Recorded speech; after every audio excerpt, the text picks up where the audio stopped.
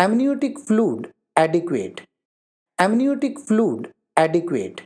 Amniotic fluid एक तरल होता है, एक लिक्विड होता है जो बच्चे के चारों ओर गर्भ में होता है, जिससे बच्चा झटके आदि से सुरक्षित रहता है। इसका मतलब बताने से पहले सबसे पहले तो मैं आपको बधाई देना चाहूंगा कि आपके घर में एक नन्ही जान आने वाली है और इस नन्ही जान को पालने के लिए इसको कैसे आप अच्छे से बड़ा कर सकते हैं, कैसे आप अपने और इसके सपने पूरे कर सकते हैं, उसके लिए कुछ किताबें मैंने आपको सजेस्ट की हैं, जिनका लिंक आपको डिस्क्रिप्शन में मिल जाएगा, वहां से आप इन्हें चेक कर सकते हैं।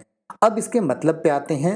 एमनियोटिक फ्लूइड एडिक्वेट का मतलब होता है कि एमनियोटिक फ्लूइड पर्याप्त मात्रा में है। अगर इनएडिक्वेट होता तो इसका मतलब है कि पर्याप्त मात्रा में नहीं है। अगर पर्याप्त मात्रा में है तो फिर बच्चे को गर्भ में किसी प्रकार की कोई समस्या नहीं होती, क्योंकि यह बच्चे के विकास में बहुत अहम भूमिका निभाता है।